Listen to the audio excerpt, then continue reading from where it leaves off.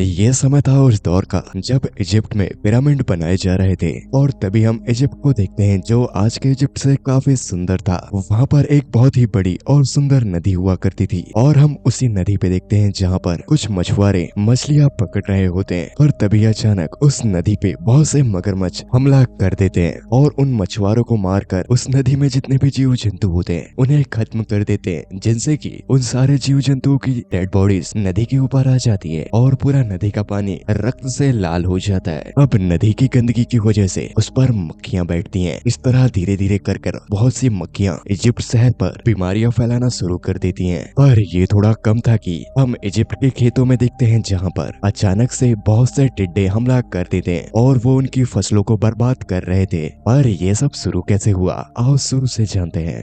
ये कहानी उस दौर की है जब इजिप्ट में मूर्तियों और पिरामिडों का निर्माण चल रहा था। उस समय पर राजाओं ने इस काम को पूरा करने के लिए इब्रानी लोगों को गुलाम बनाया और उनसे जबरदस्ती इस काम को कराया गया। वहाँ के राजाओं ने इन इब्रानी गुलामों को 400 सालों से गुलाम बनाए रखा था। पर इन इब्रानी गुलामों को इतना वक्त बीत जाने के बाद भी ये लोग अपने मुल्क को नहीं भूले और न ही इन लोगों ने ईश्वर पर भरोसा करना छोड़ा। इन्हें यकीन था ईश्वर पर कि वो इन्हें इस गुलामी से जरूर आजाद कराएंगे। और अब हम इसके बाद राजा के महल पे देखते हैं जहां राजा को खबर मिलती है कि उनके राज्य के सीमाओं पर हित्तियों के सिपाही युद्ध के लिए तैयार हैं। राजा उन पर हमला नहीं करना चाहता, पर राजा को लगता है कि अगर वो उन पर हमला करते हैं तो इनका काफी नुकसान होगा। इस बात के लिए वो अपने दोनों सेनापतियों से राय मांगता है, जिसमें से एक राजा का बेटा रामसेन होता है और दूसरा राजा की बहन का बेटा मूसा होता है। राजा मूसा को बहुत माना करता है। यहाँ पर ये लोग युद्ध के लिए तैयार हो जाते हैं। पर उस दौर में युद्ध में जाने से पहले सगुन अपसगुन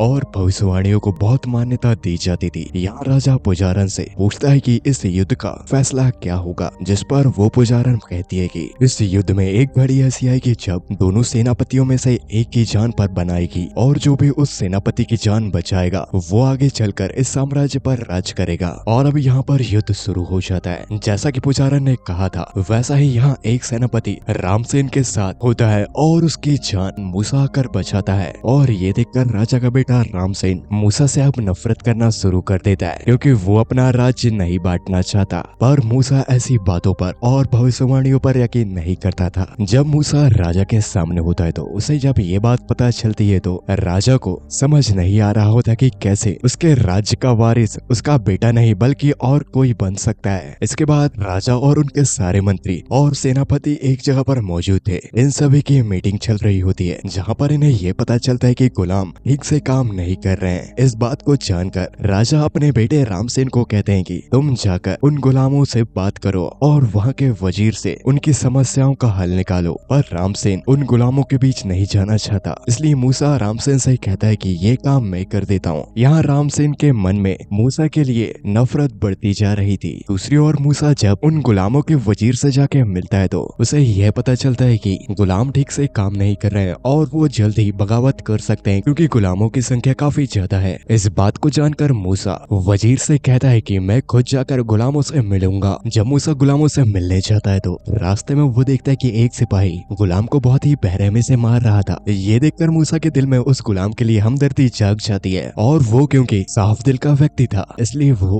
उस सिपाही को गुलाम को मारने से मना कर देता है। और इसके बाद मूसा उन गुलामों में से उम्रदराज लोगों से मिलकर बात करता है और उनसे बात करने पर मूसा को ये पता चलता है कि ये गुलाम अपने देश करान जाना चाहते हैं। इस बात को जानकर मूसा उन गुलामों से कहता है कि तुम्हारे देश करान में बहुत ज्यादा आतंकवाद है, वहाँ कई कबीले आपस में लड़ा करते हैं और अगर तुम वहाँ जाते हो तो तुम उन कबीले वासियों के हाथों मारे जाओगे। यहाँ मूसा जब उस बुजुर्ग आदमी से उसका नाम पूछता है तो वो बुजुर्ग गुलाम अपना नाम बताने से पहले मूसा का नाम जानना चाहता था और जैसे ही उसे मूसा का नाम पता चलता है तो न जाने क्यों सारे गुलाम मूसा का नाम जानकर काफी खुश होते हैं और फिर एक एक कर वो सारे गुलाम मूसा को अपना नाम बताते हैं। के बाद जब मूसा महल की ओर लौट रहा था तो अभी उसके पास दौड़कर एक गुलाम आता है और उसे एक खुफिया जगह पर मिलने के लिए बुलाता है। और जब मूसा वहाँ जाता है तो वो बूढ़ा आदमी उसे बताता है कि तुम्हें जो बचपन से बताया गया है कि तुम एक सेनापति के बेटे हो, जबकि ये झूठ है। तुम हमारी ही तरह एक गुलाम हो और तुम्हारे माता पिता भी गुलाम ही थे। दरअसल जब तुम्हारा जन्म हुआ उस साल एक भविष्यवाणी हुई थी जिसमें ये बताया गया था कि गुलामों का मसीहा बस जन्म लेने वाला है। इस बात बात को जानकर राजा ने उस साल जितने भी इब्रानी गुलामों के नवजात शिशु पैदा हुए थे उन सभी को एक एक कर मरवाना शुरू कर दिया। और तुम्हारे माता पिता तुम्हें खोना नहीं चाहते थे,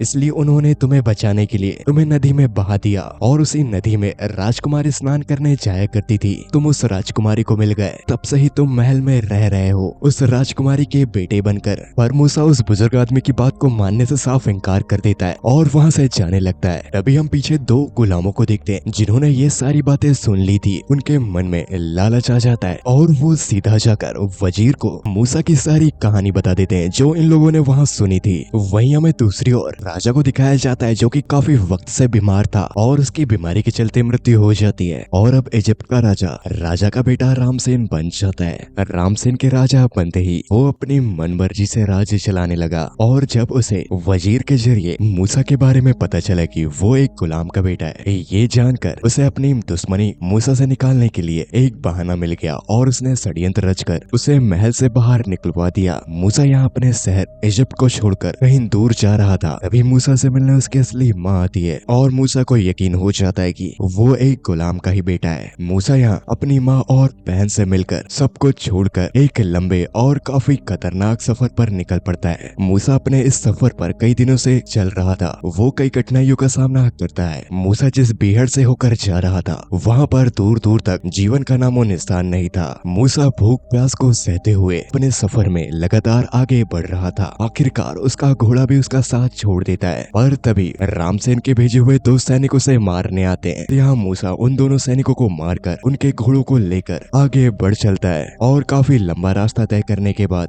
वो एक कबीले तक पहुँचता है जहाँ पर कुछ लड़कियाँ कुएं से पानी निकाल रही थी। पर तभी वहाँ पर कुछ भेड़ों को लेकर चरवाहा वहाँ पहुँचते हैं और वो उन लड़कियों को हटाकर अपनी भेड़ बकरियों को पानी पिला रहे थे। ये देखकर मूसा वहाँ जाता है और वो पानी पीने लगता है, जिस पर वो चरवाहा मूसा पर भड़क जाते हैं। पर तभी मूसा अपनी एक बड़ी सी तलवार निकालता है जिससे कि वो डरकर वहाँ से चले जाते हैं। और क्योंकि मूसा ने उन लड़कियों की मदद की थी तो वो सभी मूसा को अपने कबीले में बुलाती हैं। मूसा अब उस कबीले में रहने लगा था। समय के साथ साथ मूसा को उस कबीले में से एक लड़की पसंद आ जाती है और ये दोनों आपस में प्यार करने लगे थे और जल्द ही मूसा की शादी उस लड़की से हो जाती है। कुछ साल बीतते हैं। अब मूसा का एक बेटा था। मूसा को इस कबीले में आए हुए 9 साल बीत जाते हैं। मूसा यहाँ पर चरवाहा बन चुका था। वो भेड़ बकरियां चराया करता। अब एक दिन जब वो अपनी भेड़ बकरियों को लेकर घर वापस लौट रहा था तो उसकी भेड़ बकरियां एक पहाड़ पर चढ़ जाती हैं, जिस पहाड़ को ये कबीलेवासी पूजा करते थे। उन कबीलेवासियों की मान्यता थी कि इस पहाड़ पर उनके भगवान यानी कि गॉड रहते हैं। तभी मूसा देखता है कि वहाँ अचानक बहुत तेज बारिश होने लगती है और बारिश की वजह से उस पहाड़ के पत्थर नीचे गिरने लगे थे। मूसा उन पत्थरों की चपेट में आकर बेहोश हो जाता है। जब उसकी आंख खुलती है तो वो अपने आप को एक दलदल में फंसा पाता है। तभी मूसा देखता है कि उसके पास ही आग जल रही है और वहाँ पर एक छोटा बच्चा आता है जो मूसा से कहता है कि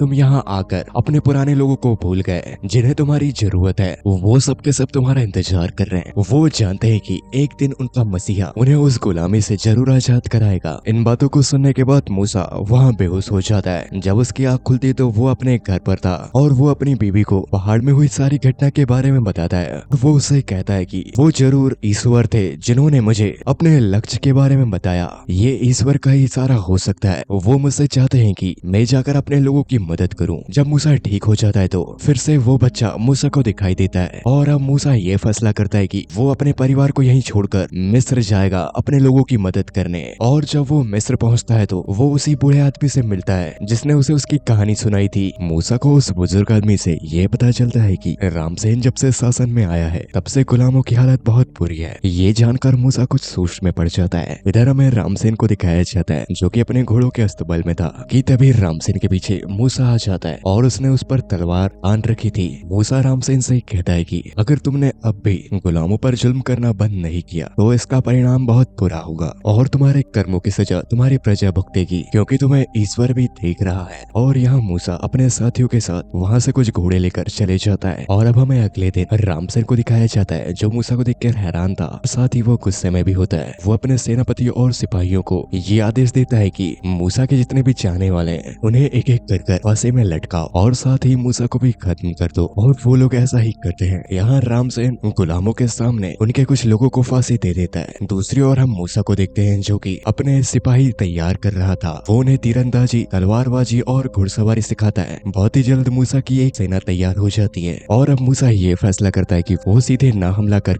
रामसेन को मानसिक तौर पर कमजोर करेगा, जिससे कि वो गुलामों को आजाद करा दे। ऐसा करने के लिए वो मिस्र के खाद्य और शस्त्र भंडारों पर आग लगा देता है। साथ ही अपने सैनिकों के साथ मिलकर बाहर से आने वाले व्यापारियों की नावों पर भी हमला करने लगते हैं। पर इन सब घटनाओं का रामसेन पर कोई ज्यादा असर नहीं पड़ता। इसके बाद जब मूसा अकेला होता है तो तभी उसके पास वही बच्चा आता है और वो मूसा से कहता है कि इस तरह तुम्हें ये युद्ध जीतने में काफी वक्त लग जाएगा। और वो बच्चा मूसा से ये कहता है कि तुम देखते जाओ मैं क्या करता हूँ। तभी दूर से मूसा को उसका साथी देखता है तो वो वहाँ पर अकेला था, जबकि मूसा उस बच्चे से बात कर रहा होता है। इसका मतलब ये कि वो बच्चा सच में गॉड है। अगले दिन हम मिस्र की नदी पे देखते हैं, जहाँ पर अचानक से बहुत से मगरमच्छ उस नदी पे आ रहे थे और वो वहाँ मछली पकड़ने वाले मछुआरों को खाकर उस नदी के अन्य जीव जंतुओं को भी मार देते हैं, जिससे कि उस नदी पर मछलियों की डेड बॉडी पानी के ऊपर आ जाती है और उस नदी का पानी पूरी तरह से लाल हो चुका था। रात होते ही उस नदी से अचानक बहुत से मेंढक शहर की ओर बढ़ने लगते हैं। इन मेंढकों की संख्या इतनी ज्यादा थी कि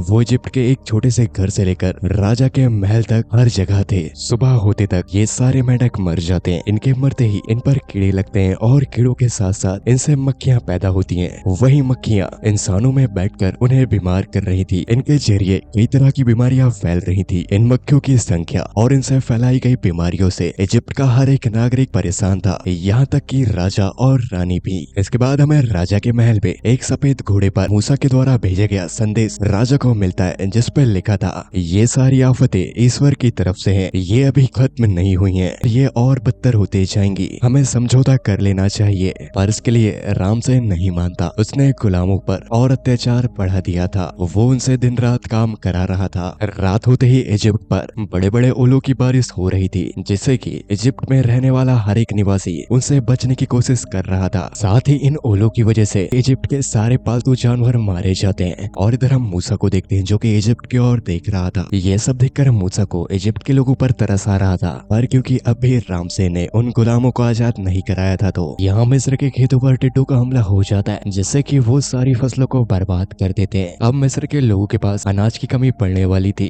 क्योंकि उनका सारा अनाज खत्म हो चुका था और उनकी पूरी फसल भी बर्बाद हो गई थी। अब हम यहाँ रात पे राजा को देखते हैं, जो कि अपने महल में मंदिर होता है उसके सामने खड़ा था। उसे महसूस होता है कि उसके कमरे पर मूसा आया है और उसे लगता है कि ये जितनी भी घटनाएं हो रही हैं वो सभी मूसा करा रहा है। इसलिए वो वहाँ कहता है कि तुम कह रहे थे ना ये सब घटनाएं भगवान कर रहा है, पर मैं जानता हूँ कि ये घटनाएं तुम कर रहे हो। और जाओ, मैं नहीं करता तुम्हारे इब्रानी साथियों को आजाद। जो करना है कर लो। आओ देखते हैं तुम्हारा भगवान बड़ा है या फिर मैं। राजा की अक्ल अभी भी ठिकाने नहीं आई होती। यहाँ हम मूसा को देखते हैं, जो जहाँ उससे मिलने फिर से वही बच्चा आता है और वो मूसा से कहता है कि अभी भी राजा को समझ नहीं आया है। और वो बच्चा काफी गुस्से में होता है और वो तुरंत ही रात को दिन में बदल देता है। इसका मतलब ये कि इजिप्ट में कोई बड़ा खतरा आने वाला है। ये सब जानकर मूसा राजा के पास जाता है और उसे समझाने की कोशिश करता है कि अब भी समय है, तुम उन इब्रानी गुलामों को आजाद कर दो, नहीं तो कुछ बुरा हो सकता है। पर राजा मूसा की बात नहीं मानता।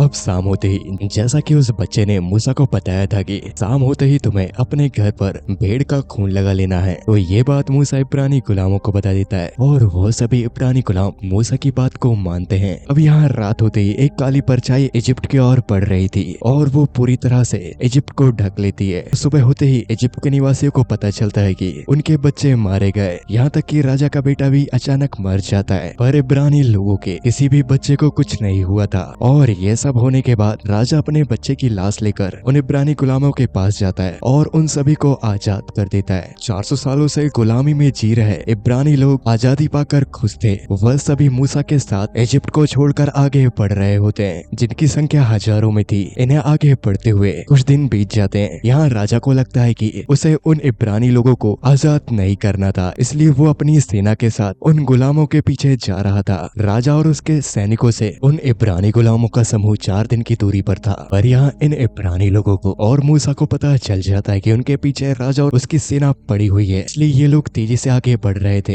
अब इनके सामने एक बहुत ही बड़ा और विशालकाय समुद्र था, जिसे इन्हें पार करके उस पार जाना था। पर यहाँ मूसा को कुछ समझ नहीं आता कि वो कैसे इस समुद्र को पार करेगा। पर मूसा को अगली सुबह ईश्वर का एक इशारा मिलता है और उसे पता चल जाता है कि इन्हें अब उस समुद्र को पार करना है, क्योंकि उस समुद्र का पानी पानी अचानक से कम होना शुरू हो चुका था। मूसा सारे इब्रानी लोगों को अपने पीछे आने के लिए कहता है और वो धीरे धीरे कर उस समुद्र को पार कर रहे थे। इधर हम राजा और उसके सेना को देखते हैं जो कि इनके काफी करीब पहुंच चुकी थी। यहाँ इन इब्रानी गुलामों ने उस समुद्र को पार कर लिया था, पर जैसे ही राजा और उसकी सेना उस समुद्र के पास आती है तो अचानक से उस समुद्र का पानी बढ़ जाता है। ये चीज देखकर राजा के सिपाही डर कर वापस लौट जाते हैं, पर राजा मूसा की ओर बढ़ रहा था। यहाँ मूसा भी राजा की ओर बढ़ रहा होता है, पर पानी बढ़ने की वजह से दोनों ही समुद्र में डूब जाते हैं, पर दोनों के दोनों जिंदा थे। और उसके बाद हमें मूसा को दिखाया जाता है जो कि सारे इब्रानी लोगों को लेकर अपने घर आता है, जहाँ पर उसकी बीवी और बच्चा था।